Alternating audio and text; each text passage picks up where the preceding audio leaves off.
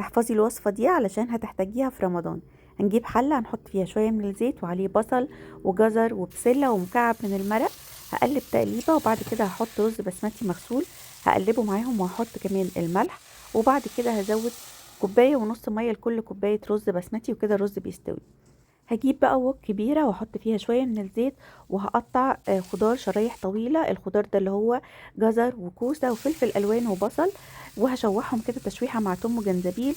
وبعد كده هركنهم على جنب. في مكانهم في نفس الطاسة هحط فراخ مقطعة مكعبات مع توم برضو وجنزبيل مفروم، وهشوحهم لحد لما الفراخ تستوي.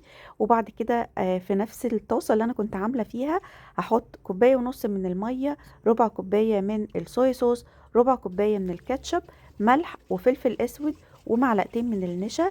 وهبدأ ان انا اقلب الخليط ده الاول على البارد، وبعد كده هفتح عليه النار. في الاول لونه بيبقى فاتح كده، ومع الغليان لون بيغمق بالشكل اللي انتوا شايفينه ده.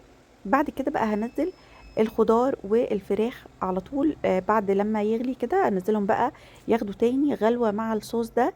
هو اوريدي كل حاجة مستوية، الفراخ والخضار، فعلى طول غلوة واحدة ونقفل. أكلة سهلة وسريعة ولذيذة، هتبقى حلوة جدا معاكي في رمضان لو عملتي معاها سبرينج رولز اللي هي بالكرنب.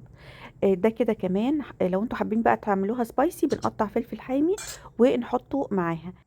ما تنسيش تعملي سيف للفيديو وتبعتيه لاصحابك، وانتي بتقدميها ترشي عليها شوية من السمسم، وبألف هنا وشفا.